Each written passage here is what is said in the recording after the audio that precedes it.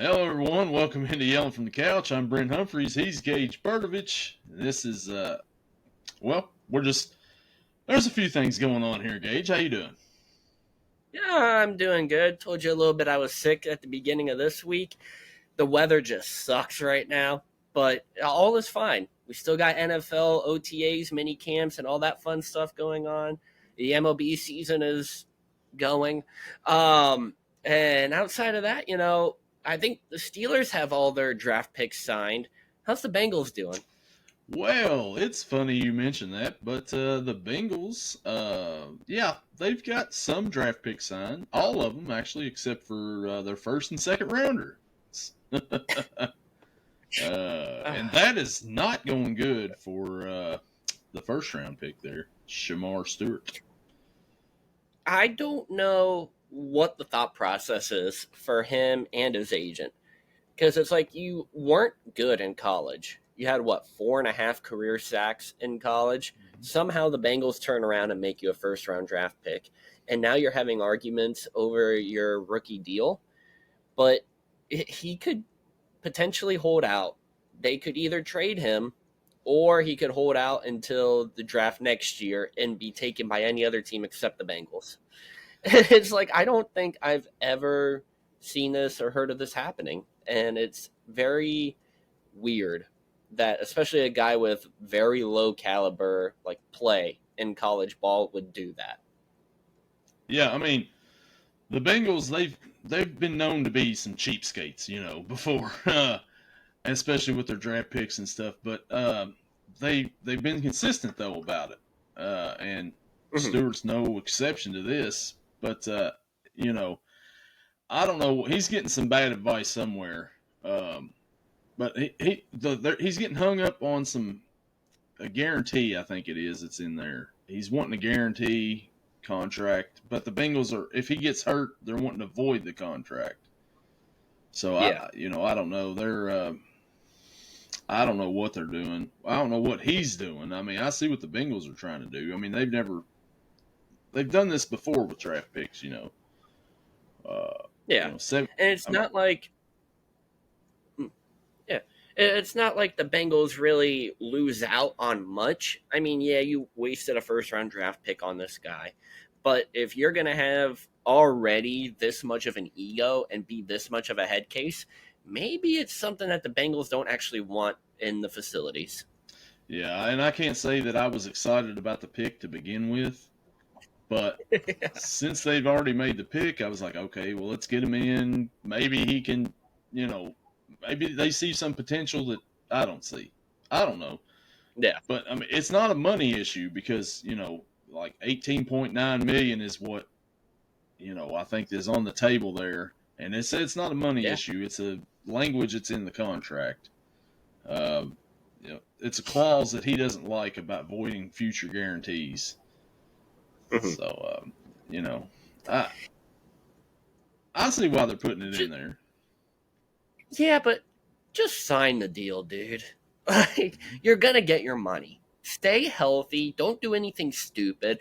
Don't be cited for going over 100 miles an hour, and you'll be fine. You would think you'd be fine. Um, but I mean, they're also in another contract dispute with another defensive lineman, and that's the problem right now.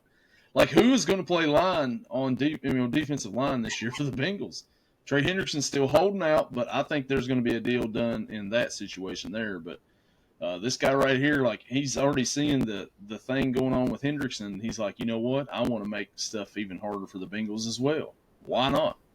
I don't get it. Yeah, why would I want, good morale from the team that drafted me and is going to sign me? Why would I want them to like me? Like, that's pointless. Yeah, I don't know. And he's one of was it? Is there three unsigned first rounders so far? I think it is. I think that's what's left, yeah. I think the Broncos first rounder hasn't signed yet, and Travis Hunter has not signed yet. But I don't think they've left OTAs and minicamp. I was going to say, at least they're still playing. Yeah, and that hurts. He's just they're probably trying to develop this guy, and that hurts that part too because he don't know he's not there with the meetings, not there with the team, not studying his playbook and all that, and getting the full training. So once he left and went home on his own, you're losing all that time that you need. Yeah. Well, and I'm looking at it right now. The Broncos' number 1 pick has signed, so now it's just Travis Hunter and Shemar Stewart that have yet to sign. And I'm pretty sure Travis Hunter's got a deal in place. They're probably just like you said, he hasn't walked out on the team like Stewart has. No. Stewart's the only one that's done that. Now, I'm curious, though, what Hunter's contract's going to be. 2023, Bryce Young signed 4-year, $37.96 million, fully guaranteed. Last year, Caleb Williams, 4 years, $39.45 million, fully guaranteed. So his is going to go up. I see no ifs, ands, or buts about it. Travis Hunter's value is going to be up, probably in the 40s. Yeah, I'd say so. And have they decided where he's playing at yet? Have you heard anything? Wide receiver, defensive back? I feel like it's going to be both. I don't know why. I just have a sneaky suspicion they're going to try and make him a two-way player. Yeah, that's probably it. But, he's not been in the news a whole lot lately, but his quarterback at Colorado has made a few headlines here recently. Going 101 and 60? Man, flying down in Cleveland. It's funny the memes that people can create off of that. Yeah. Someone said he was doing 101 and a 60 just not long after going 144 when he was supposed to be doing 25. Yeah, I've seen that. Another one said that there was a draft beer special and he didn't want to miss out on this draft. So it's very, very creative what people can come up with. But apparently that's not the first time he got cited for speeding this month either. It's happened, I believe, 2 other times.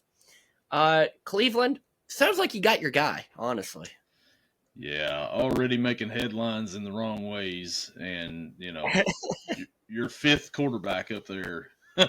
That's not good up there for them. But, hey, it's Cleveland, so whatever. Oh, and it's like, I was talking to my dad about this yesterday. Who does Cleveland keep as their quarterbacks? Obviously, you got Deshaun Watson. He's out for the year.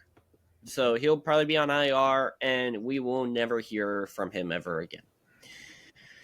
After that, you have 4 quarterbacks. You got Flacco, Pickett, Gabriel, and Sanders. Do you keep all 4? Does one go to the practice squad? But I don't even think... I forget how that works out. Obviously, you have your starter, your second string, and your emergency backup person. But I think the emergency guy has to be on the practice squad. Mm-hmm. So that tells me unless they keep 2 quarterbacks on the practice squad, one of them's getting cut. Yeah. Do you cut the veteran who is going to be the one to, hopefully mentor your other guys? Do you cut the guy that you just traded for from Philly and you gave away a draft pick and your other backup quarterback at the time? Or do you cut one of the 2 guys that you just drafted? It's a mess up there in Cleveland. I don't know what you do. I think they're probably going to – I see them moving Flacco to some sort of coaching position or something like that, I don't know. But they've spent a lot on that position and, for not much in return. I was going to say, they spent a lot and they have nothing to show for it. Yeah. If you have 4 quarterbacks, you have none, right? Ain't that the old saying? That's the case with Cleveland. They have none. I don't know what they do, but they're not going to – I don't see them cutting either draft pick. I don't see them cutting Kenny Pickett. That's the only thing I could think of. And I don't think you put Flacco on the practice squad. I don't know. I could see them – I don't know. I would like to say I could see them cutting Shedeur, but at the same time, you're going to face tremendous backlash if you do that. If you, if you cut Dylan Gabriel, he was a higher draft pick than Shedeur. Yeah. So I don't know. And do you cut the vet? It's like it's a hard decision, and I don't really know. Well, this thing is with that is like they have an out right now if they wanted. They could use this Shedeur Sanders speeding thing to be like, hey, he's already trouble. We can cut him, and it'd be like, okay, well, yeah, we see that there. So that could be their get out of jail free card right there. If they went ahead and just cut him, that would take care of a lot of decisions for them. But I got a feeling they're not going to do that. Yeah, I somehow have a sneaky suspicion that ain't gonna happen. You And you traded for Deshaun Watson, so you're not going to get rid of Shedeur over this.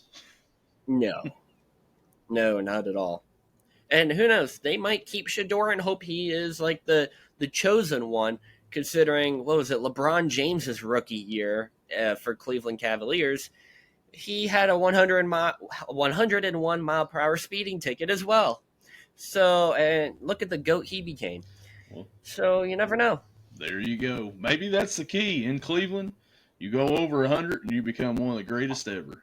Maybe it's what's going to happen here. Let's see. Man, some of Cleveland's starting pitching then for the Guardians needs to learn that because I have 2 of them on my fantasy team. Here we go again with the fantasy talk.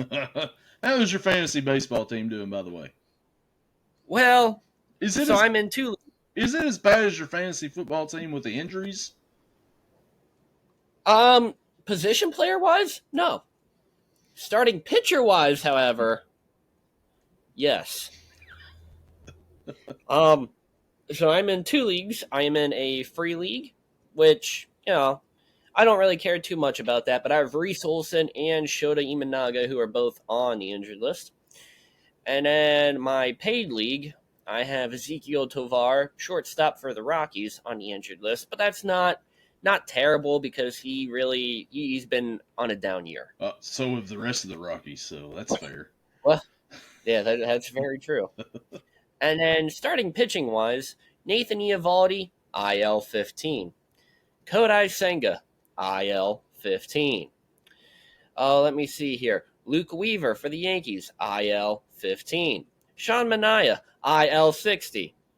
Brandon Woodruff, IL 60. So I am the starting pitching carousel in this league, and I don't like it. Well, maybe with all those starting pitchers being out, he's probably not available in your league, but maybe you could sign Shohei Ohtani, who went back to pitching earlier this week.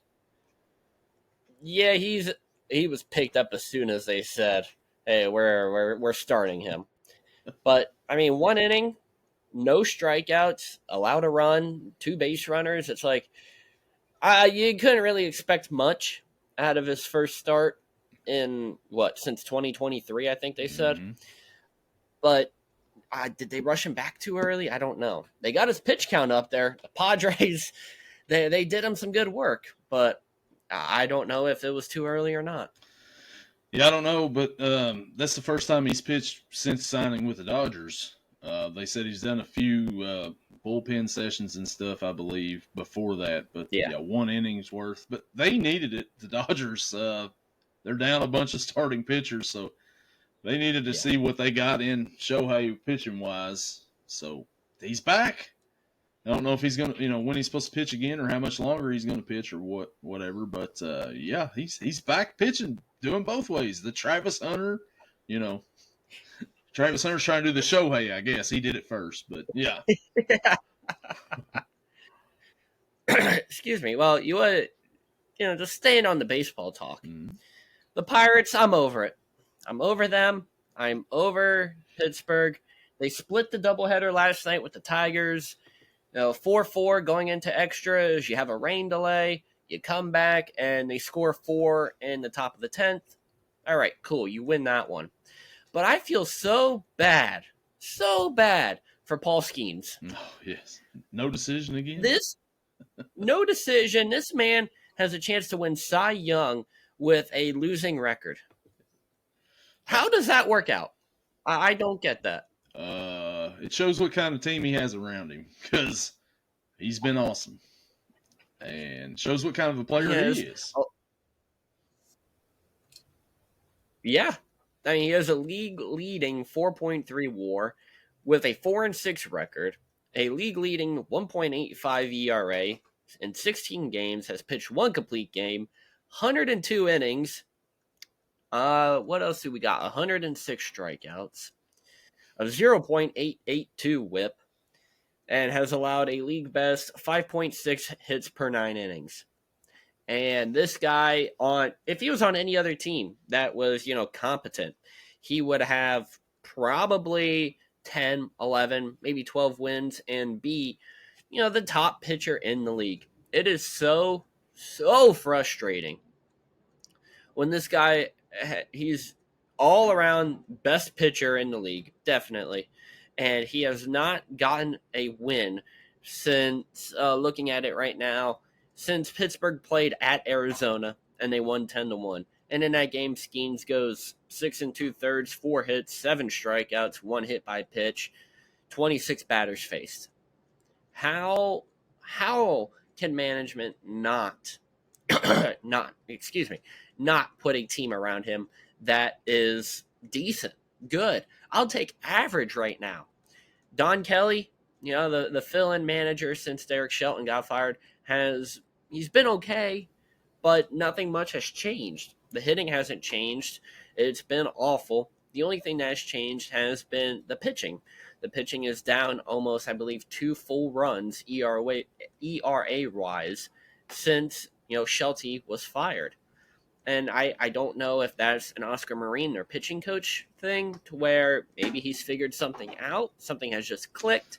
Or if it's Don Kelly just saying, what, go out, do your thing, and have fun pitching-wise. And are right back in the thick of things. It's annoying, and management needs to figure something. They were a half a game behind. I don't know much about the Reds and how they're doing, but I can imagine it's at least better than the Pirates. Actually, yesterday, but they're a game and a half out of first place. And, man, they've been red hot, playing well. They took 2 or 3 from the Tigers, 2 or 3 from the Twins. Tigers, the best team in baseball. Then they got a big series coming up against St. Louis this week, and then they got San Diego next week. So, if they're going to make or the Yankees, they got the Yankees next week. So if they're going to make some moves here, this is the time to do it for them, and they can do it. I don't know. We'll see, but it's been fun. It's insane what the Reds have been able to do and not really to do at the same time. But I don't know. There's something to be said about how awful. But yeah.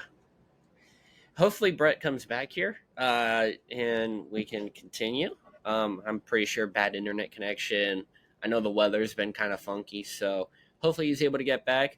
I'll keep going here for a little bit. If he's not able to come back, then we'll cut this short early, and we will, come back hopefully next week, maybe a week and a half, and see what we can do. One of the other things that I saw, former first-round pick for the Texans, Damon Arnett, getting a second chance in the NFL. Excuse me, a corner on a 1-year deal, back to the league for the first time since January of 2022. Now, what problems has he faced? Has he had, some bad things off the field, or was it just, some I just don't want to play? Well, he's faced numerous legal issues during his first stint, came back to play in the UFL with the Houston Roughnecks, and had himself a good season. Then they decided to bring him back, and he's back in the NFL now 3 years later. The UFL, you know what? DC Defenders holding down the championship, beating, I forget even who it was. I think it was the Houston Roughnecks this past Sunday, like 55-31. Completely no defense in that game whatsoever. But you know what? It was good for some team in DC to bring home a championship. So when I dropped off here again, I don't know what's going on. I like Riverside and all, but man, it'll just drop me off sometimes. But anyways, I was talking about the Reds when I left, and man, they've been red hot. Like I said, they've won 9 of the last 12. They took 2 or 3 from the Twins, took 2 or 3 from the Tigers. Got a big series coming up this weekend with the Cardinals, and then next week they got the Yankees coming into town. But they're on the roll right now. They're a game and a half out of a wild card spot, surprisingly. I mean, they're way back from the Cubs. The Cubs have been, PCA and all them. I mean, they're running away with the division this year. But the Reds still have a shot at the wild card. So they've got some big games coming up against the Cardinals, that series, and then like I said, next week they play the Yankees, and then I think they got the Padres, which will also help with the wild card. But man, they're looking pretty good, man. They're getting me excited again. I thought I was down and out a couple weeks ago, and they go on a little streak, and here we go.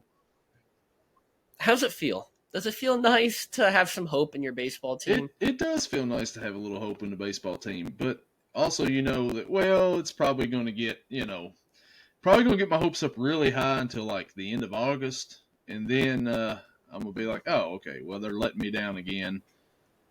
It's football season. Let's go. But right now, I'm like, hey, I'm all in right now.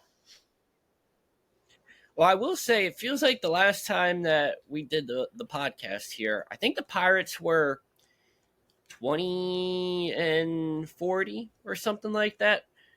Yeah, maybe a little bit better than that. 24-40 around there. They're now at 30-46. So they've gained a little bit. They're only 16 games back from the Cubs. That's it. Only 16 back. And in the wild card, they're only 11 games out. So, hey. Yeah, so there's a chance. And hey, since the last time we've recorded, in their last 10, the Rockies have went 5-5. It's better than the Pirates in the last 10. What is going on? The Rockies. They've gone 5-5. The Marlins have gone 5-5 in their last 10. Man, I couldn't imagine being a fan of the Rockies sitting at 17-58. I don't know if I read this wrong, if this was AI or whatnot, but they were interviewing. It was in a post-game press conference for the Rockies manager, and he said, I think it was after they won 2 in a row, and he said, "Don't let us get hot." And I'm like, okay. You're just going to go on a measly 40-game win streak. That's all. Don't let us get hot. Okay, what are you going to do? Did you see anything from the Pirates Detroit game last night, or anything from the doubleheader? I just seen the Paul Skeens went, I think, 6 innings and got no decision again. That's the only thing I seen. Yeah, 9 Ks, but 5 walks. It was what it is. But there is 2 fun things that happened. One, there's a video of Pirates reliever Dennis Santana going around.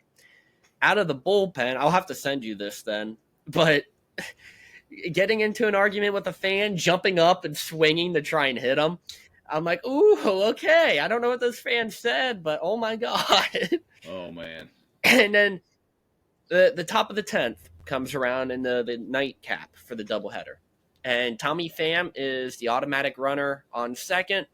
He comes around to score on a bang-bang play. It's close. They reviewed it, and he was still called safe. So that was like the beginning of the end for the Detroit Tigers right there in that game. It was so good that they were able to bat around almost. O'Neal Cruz up to bat, gets an 0-2 count, and then the ump stopped the game. Everyone's like, what's going on? And the camera pans to Tommy Pham, like pointing and shouting at a fan and like telling the crew chief, toss him out. Toss him out. And it eventually led to security tossing out these 3 fans in the front row of the game. And where those tickets were, those had to be season ticket holders, I could imagine, unless they sold their tickets off, which could be. But if you're a season ticket holder and you're getting tossed out of the game like that, expect your tickets to also be tossed, I would assume. Well, it's funny you mentioned Tommy Pham getting into it with fans. When he played at Cincinnati the 1 year he was here, or the month he was here, I mean, it wasn't very long, he got into it with somebody out in left field and was like screaming at him during the game. So it doesn't surprise me when you said it was Tommy Pham that was out here getting into it with fans. Well, he did the right thing for the first time in his career. He, told the umpires what was going on, and then the crew chief got together with security and tossed the fan out.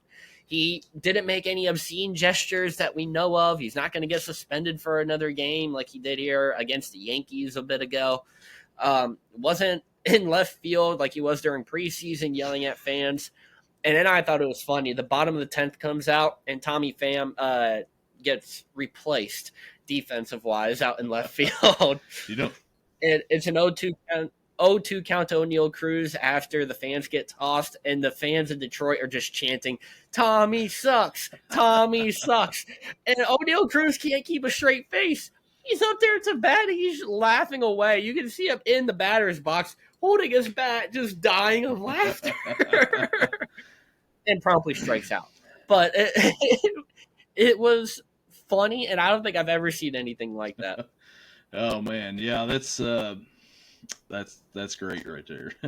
I didn't see any of that, but yeah, Tommy Pham. I'll have to see if I can find the videos. I'll definitely send them to you. They're so entertaining to watch. But yeah, so there's a little baseball right there, and man, the Pirates. Who the Pirates have this weekend? Oh, honestly, I don't even know. I want to say, let me see here. I want to say it's the Twins, but I could be wrong. No, it's the Rangers. I was going to say the Reds. Texas Rangers. Yeah, the Reds just had a series with the Twins. They kind of got lucky in all their games with the Twins, except for the last one. The first game, they were ahead. What was it? 2-1, I think it was. Then the Twins went up, and it was like 5-2. And I'm like, oh boy, that was top of the sixth. Well, the bottom of the sixth, the Reds score 4 runs to go 6-5, and they hold off. Wednesday, poured down rain delay. 9 o'clock, they get to playing. The Reds get a lead. And then it pours down rain again, bottom of the sixth, And they end up calling the game, so the Reds win in 6 innings. And, because you never know with the Reds, they, thing could get blown. And then yesterday they got blown out, but, hey, 2 or 3 ain't bad against the Twins. Twins aren't a bad team. They're not great, but and you would talk about rain. At least you didn't have a 3-second rain delay like Yankee Stadium had yesterday. 3-second rain delay. I think I missed that. Yeah. The tarp was on for 3 seconds, and then the rain stopped. Oh, man. Somebody could look at a radar. I don't know. It's a strange concept. But I will tell you how much I don't trust radar or anything like that. True. So yesterday, Dad's like, "Oh, is it going to rain today or for a while?" I'm looking at the Weather Channel, and they're like, "No, it's not going to rain. Not going to rain at all." So we get the car washed, go up to Walmart, and you just see these gray clouds just circling the area. I'm like, that probably doesn't look good. And then I get a notification on my phone. Oh, by the way, the Pirates game is in a rain delay. I'm like, oh, okay. Well, I'm glad to know that we're not the only area that's getting just absolutely dunked on with rain. Yeah, you're right. Radar you can't trust because it didn't show any rain yesterday here where I was at, and it was pouring down rain in Cincinnati, which is probably about an hour and a half away from where I'm at. It was sunshine. Like, they played the game and everything. Like, they're probably in a rain delay. Flip it on. Nope. Sun shining. Tyler Stevenson's having trouble looking up to catch a ball because the sun's in his eyes, and over here it's pouring down rain. They should let Jose Trevino play more than Stevenson at catcher. Just my personal opinion. Yeah, Trevino's been a nice little pickup for the Reds. I like Jose Trevino pretty good. Yeah, I'm not going to say that he's my catcher in fantasy, but if there was a chance that he was, I'm tired of him getting 2 to 3 days off a week. Yeah, well, maybe they put Stevenson at DH, put Trevino back there a little bit more. They got rid of Austin Wynns, so yeah, more playing time for Trevino. Austin Wynns. I sure hope so. Austin Wynns got traded to the A's, which, by the way, have you seen any of Denzel Clark's catches for the A's? Oh, my. That man is incredible. Yes. How are you able to do this? Who was it that hit the ball? Because I don't even know who hit the ball. And it was completely over the fence. And he climbed up. If you haven't seen the video, you all have got to look up the video of this. He completely climbs over the fence, reaches over, grabs the ball, comes back, and the guy running the bases is just like, "There's no way." He did not just do that. Yeah, he did, and that's not his only one. I mean, he's had several. It was Alejandro Kirk, Yeah. catcher for the Blue Jays. Yeah, that was amazing. And then the other one where he's full stride and runs right into the wall, and Yeah, oh my God. hangs on to it.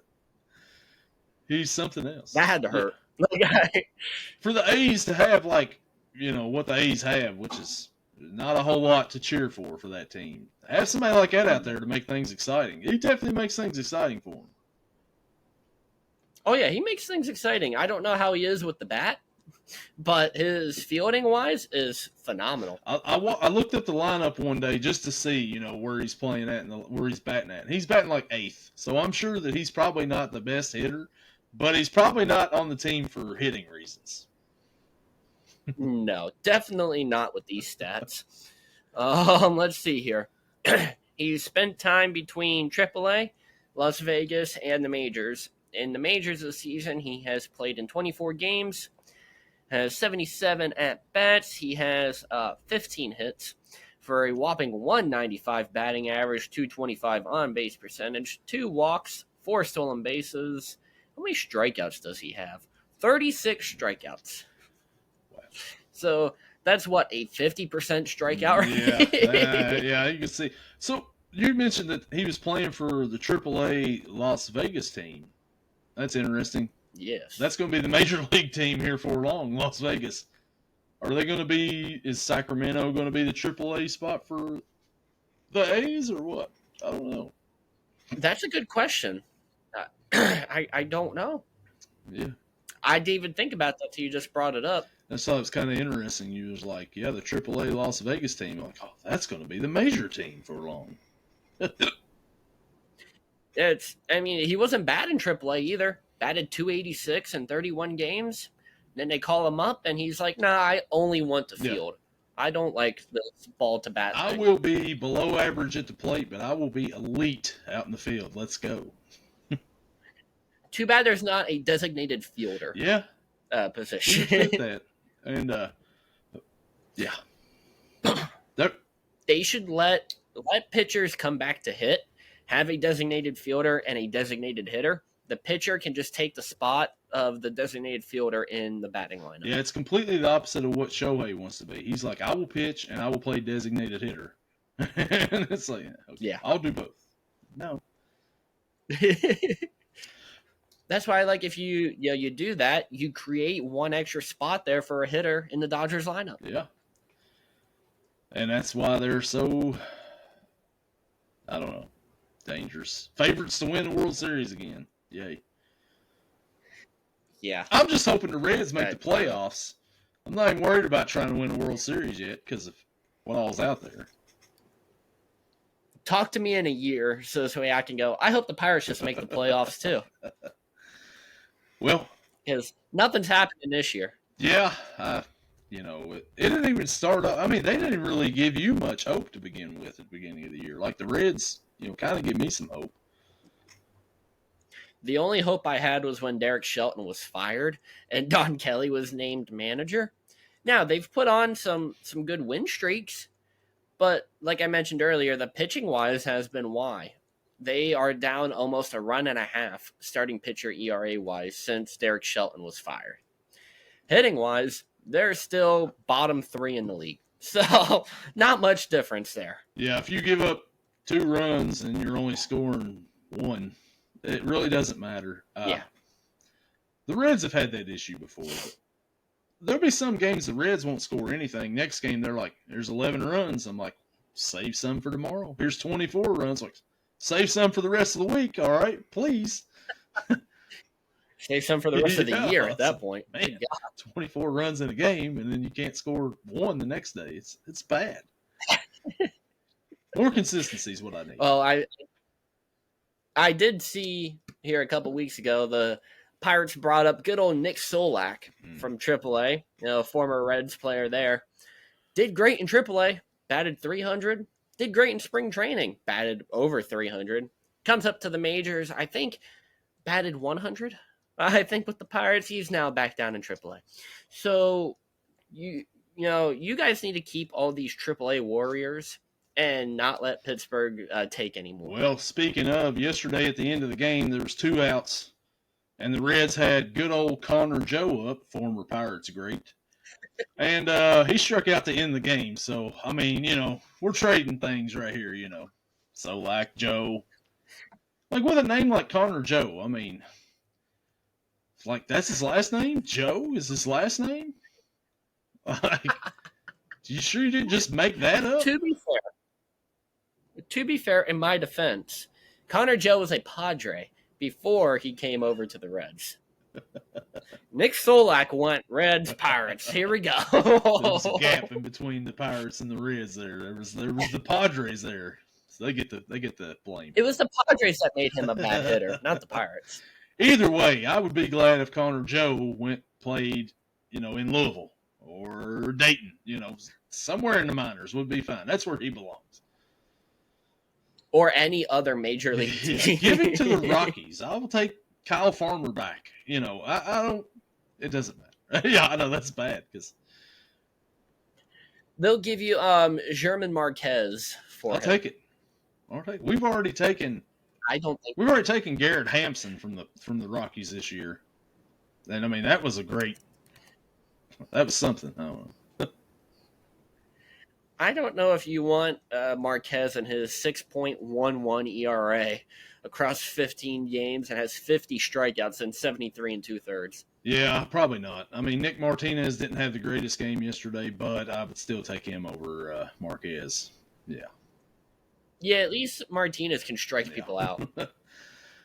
Well, so you mentioned the UFL championship. Congratulations, your Defenders. They beat the Michigan Panthers. That's right. Yeah, they beat them. So I didn't catch much of it, but it was a high-scoring game. So if you like offense and not great football, that's that's the game for you right there. That's why. Excuse me. I'm sure you saw me post it to where I said Jordan Ta'amu was robbed of the MVP award for the league. So what's he do the following week? He just goes out 21 of 28, 4 touchdowns, and a record 390 passing yards. That's all. Did he also add a rushing touchdown in on that? Oh, I'm sure he did. They only scored 58 points, so they had to do something. Well, hey, you keep putting up offensive numbers like that. I mean, people tune in. People love offense. Yeah. Why not? And the Defenders were without some of their big playmakers this year. Last year, they had a great wide receiver in Lucky Jackson. He went to the Vikings. They had running back Abram Smith, who I kept saying, Steelers, please sign this guy. Sign this guy. Sign this guy. And then he tears his ACL. So then I was like, don't sign him. Don't sign him. No. So he was out as well this year, and they were still able to put on a better performance and win the championship. So I can't be too upset with that. Yeah, hey, at least one of your teams is out here winning the championship. I'm still, mine's no, nothing. At least a DC team is winning a championship too, because that ain't happening anywhere else for a while. It was the last one, Washington, 2019 with the World Series, the Nationals. Yeah, I don't think the Commanders are winning anything. The Wizards aren't winning anything. The Capitals aren't winning anything. Yeah. No, not. This the Defenders. That's it. It's the Defenders. What's the saying? Defend the Capitol and get a beer snake going. So, staying in football here, there's some news in the division. Last week, a buddy of mine, he's a big Packers fan, and he loved Jair Alexander. So I seen the Packers are releasing Jair Alexander. I sent it to him, and he sent the WTF, and I'm like, man, I don't know. I have no idea. And then I seen that the Baltimore Ravens signed Jair Alexander, and I'm like, man, I did not see that they did that. They've signed Jair Alexander. And I'm like, great. That's just what That's just what I want to see. Twice a year. Well, Pittsburgh can one-up them and go sign Jalen Ramsey. Or would they? Would they sign Jalen Ramsey? I would love for that to happen, but I highly doubt it. Yeah, I don't know. But yeah, I seen that he's coming to the division. And how's Aaron Rodgers done? Have you heard since signing? Has he been a model citizen? Got married. I've seen that. Yeah, well, we think he's married. Not too sure, actually. Apparently, public record has him not married, and his family didn't know anything about it. So I don't really know if he's actually married. To be fair, though, he doesn't even talk to his family. So that is very fair. Very fair. But from everything I've seen and heard, he's a great teammate. Will Howard is learning from Rodgers. And, not much more you can really say about that. He's not in the news, which is a great thing. But it's okay, I guess. I'm looking at it right now. I don't know anything about the article, but all it says from Sports Illustrated 3 hours ago, Pittsburgh Steelers Aaron Rodgers drawing scary Tom Brady comparison. I hope that's a good thing. I don't know, but I hope that's a good thing. Scary Tom Brady comparisons. Wow. Yeah, well, they had seen that he was wearing. I had heard somebody talking about where he had. They seen the wedding band, and they was like, "Hey, did you get married?" And he's like, "Yeah, I got married." There's a theory going around that he didn't actually get married to somebody else, but he's saying that he has married himself. Yeah. You know what? You got to love yourself. Got to love yourself. And some people just love themselves more than others. So, hey, why not, I guess? You know what? If I'm a Pittsburgh fan and Aaron Rodgers is married to himself and he goes out and he throws 35 touchdowns, like 6 picks, 4,000 yards this year and leads us to the playoffs, leads us to a playoff victory, and we're in the AFC Championship, I don't care who he's married to. As long as he helps on the field. Heck, in that case, I'm okay with 3,500 yards, 23 touchdowns, and 6-7. I'll even take 8 picks and a playoff victory. You could be married to your left big toe at that point. I don't care. It does not matter. None of that stuff matters. It's all what you get when you sign Aaron Rodgers, though. You're going to get all that strangeness. But as long as he performs on the football field, all that strangeness. Doesn't matter. Yeah. You're going to get all that strangeness, but you're going to get a guy who can still sling the ball and a multiple-time MVP. Yeah, so you take what you can with that because it's an upgrade from what you've had before. And I'm locking it in right now. I am not placing any money on this, but I am locking it in right now. Aaron Rodgers wins MVP this year. Man, wonder what the odds would be on that right now. I bet you could win quite a bit if you put a little bit down on that. Let's see if we can pull it up on DraftKings here real quick, because I am very curious. It's probably like plus 6,500 or something. Let's see here. Where's the NFL? Does DraftKings even have the NFL right now? Yes, they do. They've got futures on there, no doubt. Futures. Here we are. MVP. Oh, do we got MVP? Where's the MVP? Where is... It's not on there. Awards. Here we are. Okay, the odds-on favorite to win MVP is a tie at plus 550 between Lamar Jackson and Josh Allen. Boo. Both of them. Boo, both of them.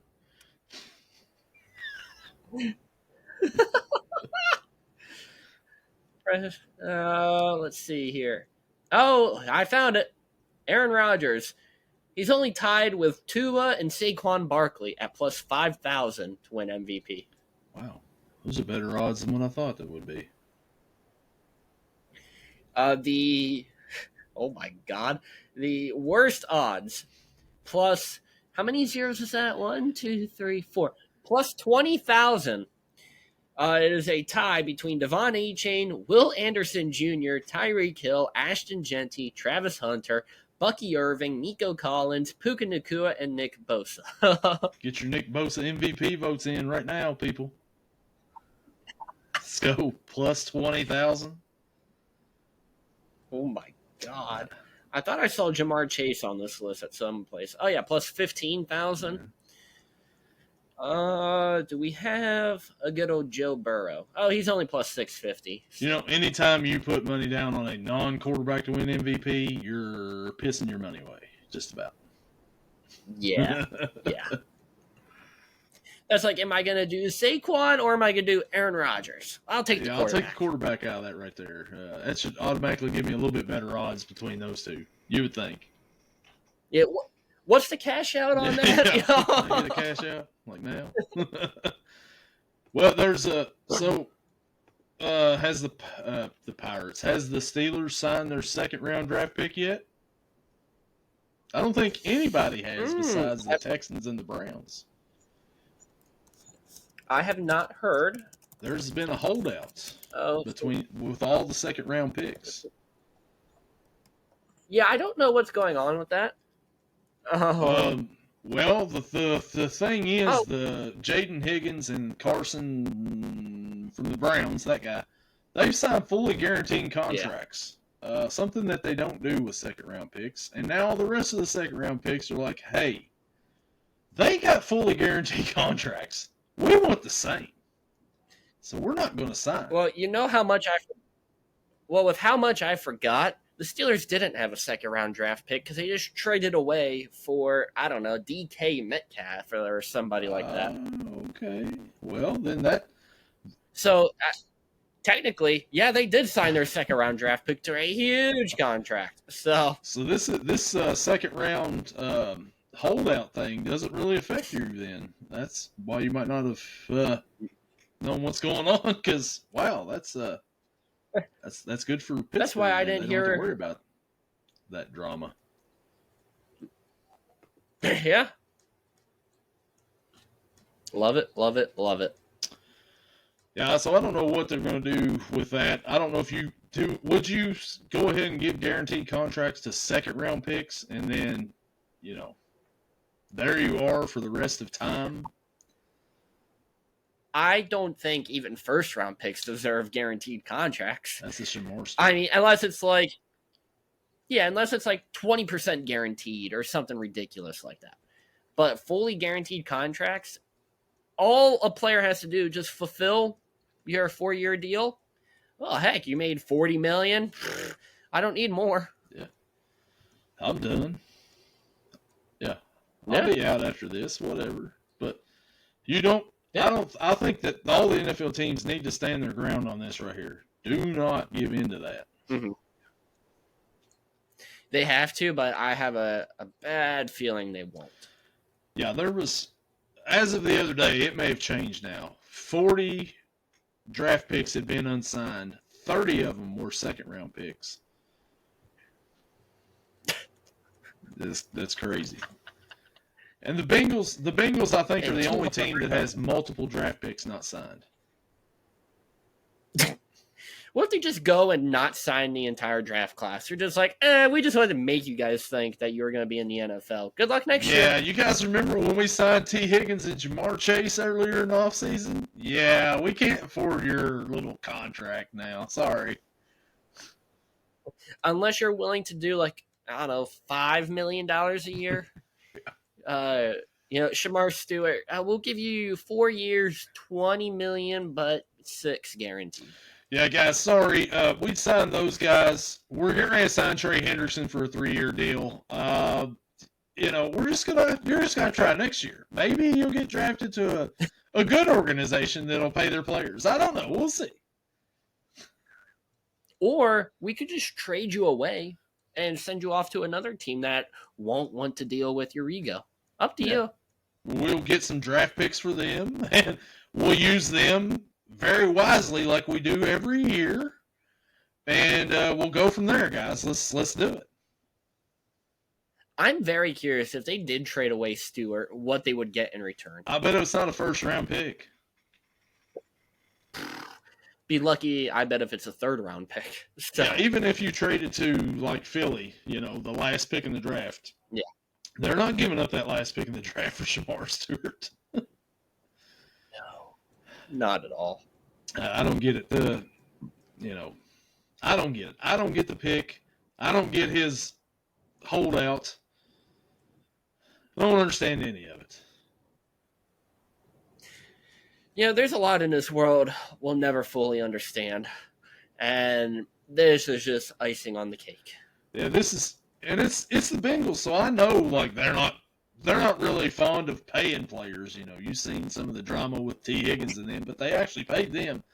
But I think that was a Joe Burrow thing right there. It's probably why they ended up paying them. Because if not, they probably would let T. Higgins go. Well, not only that, but at least T has, like, proven himself to the team. What has Stewart proven to the team? That you have a big ego. Yeah, he hasn't even proven anything when he was at Texas A&M. Exactly. So I'm still buffaloed on this man being a first-round pick. Oh, yeah. Me too. And it's my team that drafted him, so that's even better. That's wonderful. God. Well, man, was there anything else that went on this past week that you could think of, or anything you want to throw out there? Nothing I could think of. Yeah, I think that's it. I don't really watch much basketball or much hockey, so I can't really talk about those. The Florida Panthers are your Stanley Cup champions, if anybody cares there. I'm not much of a hockey guy either. I seen they beat the Montreal, the Edmonton. I don't know. One of them Canadian teams that hasn't won, which is supposed to be their sport. Like, come on. Win a Stanley Cup in this century, right? Yeah, team from Florida. Because, I mean, you associate ice with Florida, right? I mean, because it makes a lot of sense. Yeah, of course. Yeah, that's your Stanley Cup update for Yelling from the Couch. And then the NBA playoffs. The Thunder and the Pacers are going to Game 7 on Sunday. That's your update for your NBA. All right. Yeah. Not much on the NBA myself either, so I don't. But that'll do it for us this week, and we'll be back again soon. We'll see you. Yeah. Later.